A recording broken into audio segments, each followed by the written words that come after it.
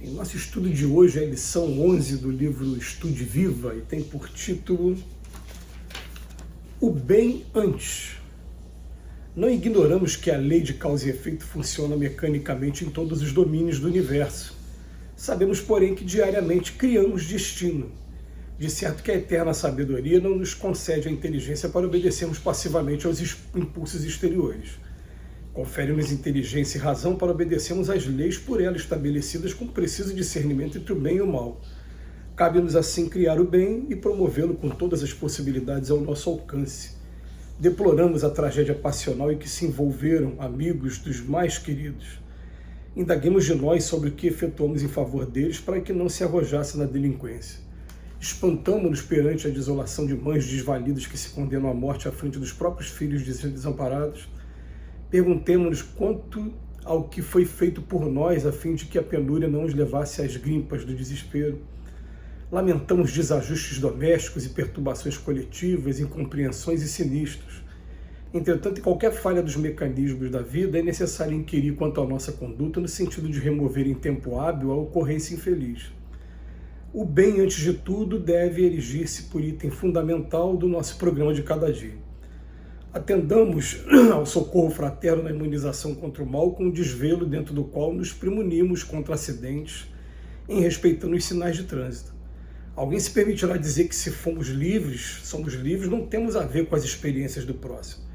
E estamos concordes com semelhante assertiva no tocante a viver, de vez que todos dispomos de independência nas escolhas e ações da existência dos quais forneceremos contas respectivas ante a vida maior.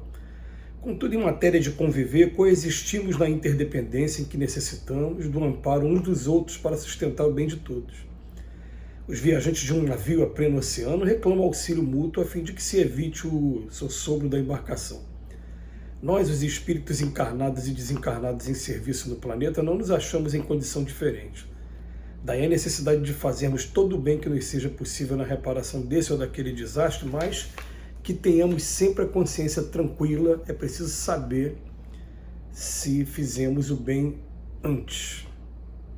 Guarde certeza. O ato de rebeldia e dureza, antes de manifestar-se em maligna agitação, transforma o templo da alma em foco de lixo vibratório. A palavra precipitada e ferina antes de ferir o ouvido alheio entenebrece os processos mentais do seu autor com a sombra da invigilância. A queixa, embora aparentemente justa, antes de parasitar o equilíbrio do próximo, vicia as intenções mais íntimas do seu portador. A opinião estagnada e orgulhosa, antes de acabrunhar o interlocutor, cristaliza as possibilidades de atualização e aperfeiçoamento de quem a manifesta. O hábito lamentável, superficialmente comum, antes de sugerir a trilha da frustração ao vizinho, aprisiona quem o cultiva em malhas invisíveis de lodo e sombra. A repetição deliberada de um erro antes de lapidar a reputação do delinquente intoxica-lhe a vontade e solapa-lhe a segurança. A grande ação delituosa, antes de exteriorizar-se para o conhecimento de todos, é precedida por pequenas ações infelizes ocultas dos propósitos escusos daquele que a perpetra.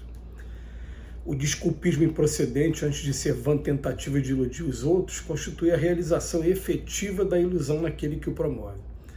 Antes de agirmos, mentalizemos a ação. Antes de atuarmos na vida exterior, atuamos em nossa vida profunda. Antes de sermos bons ou maus para todos, somos bons ou maus para nós mesmos. Guarde certeza dessas realidades. Antes de colher o sorriso da felicidade que esperamos através dos outros, é preciso vivermos o bem desinteressado e puro que fará felizes aqueles que nos farão felizes por nossa vez.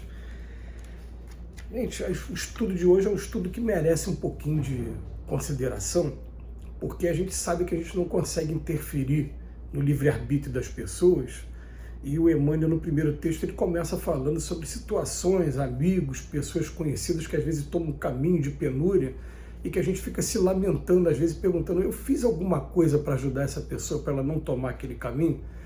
A gente sabe que, olha, quando a pessoa tiver que tomar aquele caminho, ela ainda não viveu aquela experiência, ela vai viver você querendo ou não querendo. Mas a questão que está sendo cobrada da gente aqui é a gente interrogar a nossa consciência se alguma coisa eu fiz. Pelo menos avisar, pelo menos alertar, pelo menos procurar direcionar o caminho, Porque a nossa consciência ela não fica tranquila quando as coisas acontecem de uma maneira que... O que você fez para poder melhorar aquilo ali, minorar aquilo ali?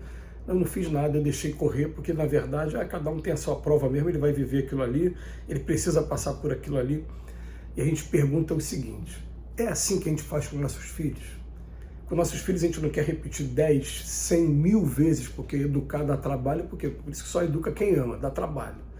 Então você vai repetir e depois, se ele tomar o caminho equivocado, você vai lamentar e vai ter oportunidade algumas vezes de falar: não foi isso que eu falei, mas você quis tomar esse caminho, né? Agora a lei de causa e efeito cobra as contas de todo mundo.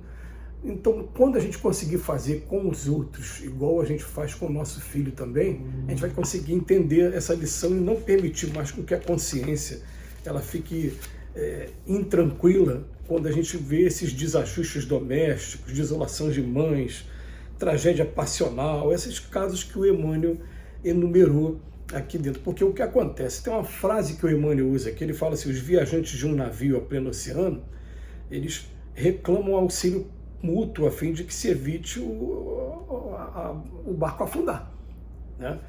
Então, eu estou no alto mar, um vai deixar de cuidar, pode trazer problema para o navio. Assim, Emmanuel se coloca de novo na primeira pessoa do plural. Nós, os espíritos encarnados e desencarnados, a gente está aqui no planeta, vou deixar o vizinho do jeito que está, daqui a pouco a infelicidade dele vai chegar em mim também. Eu começo a estender a mão para ele e a gente começa a perceber que as coisas começam a ficar mais tranquila, pelo menos no ponto de vista da amizade, no ponto de vista de um tá fazendo a diferença na vida dos outros. No segundo momento do estudo de hoje, André Luiz vem mais uma vez enumerar agora, e ele enumera 8 situações que ele vai falar para a gente. Antes, a gente não tem que procurar fazer o bem, agora olha o estrago que às vezes a gente faz sem querer. Fala, ato de rebeldia e dureza.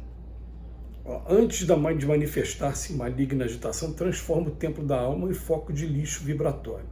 E a gente vem sempre trabalhando um conceito assim: eu estou dentro de um quarto, de um hotel agora, né? Eu estou no meio de uma viagem. Se eu quiser bagunçar isso aqui, eu bagunço todo esse quarto aqui em 30 segundos. Eu jogo o estante no chão, eu quebro a televisão, eu dou uma pancada no ar-condicionado. Aí eu pergunto: para arrumar eu vou levar só 30 segundos? Eu vou levar muito mais tempo. Então, gente, é exatamente assim aqui dentro da nossa mente. Aqui, ó. A gente começa a jogar lixo para cá para dentro. Depois, quanto tempo a gente vai levar para poder tirar esse lixo de dentro?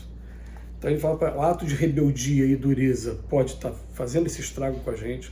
Uma palavra precipitada e ferina, antes de ferir o ouvido alheio, vai entenebrecer que os processos mentais nossos com a sombra da invigilância. Ele vem enumerar 8 coisas. Vamos lá. Ato de rebeldia, palavra precipitada que fere, queixa, embora aparentemente justa, queixa, opinião estagnada e orgulhosa, um hábito lamentável, a repetição deliberada de um erro, a grande ação delituosa e o desculpismo improcedente. E a gente vai analisar cada um deles e vamos colocar uma coisa na cabeça agora. Eu também sou responsável por cada pensamento que eu provoco na mente das pessoas. Então, vou fazer um exemplo aqui bem simples, né? Muitas das vezes a gente não consegue perceber.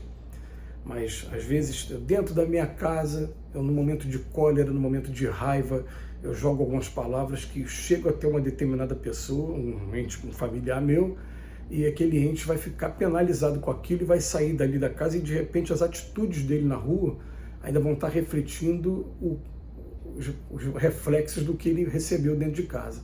Daqui a pouco acontece alguma coisa, ele fica desatencioso no trânsito e tem um acidente qualquer por conta de alguma coisa que você falou e que o deixou atordoado. Você não vai perceber isso, vai passar desapercebido, mas lá no patrimônio espiritual nosso a gente vai conseguir ver, ele estava assim, por quê? Porque o estado emocional estava alterado. Por quê? Porque ele foi influenciado por um ato de rebeldia e dureza, mesmo que esteja correto, por uma palavra precipitada e ferina, por uma queixa que podia até ser justa, mas veio carregada de aquele sentimento, por uma opinião estagnada e orgulhosa, por um hábito lamentável, por estar assistindo uma pessoa repetir o mesmo erro várias vezes, uma grande ação delituosa, então dá aquele desculpismo que você sabe que você tem culpa, mas quer se desculpar o tempo todo. A gente está influenciando o tempo todo e somos responsáveis por cada pensamento que a gente planta no coração das pessoas e na mente das pessoas. Que Jesus nos abençoe hoje e sempre.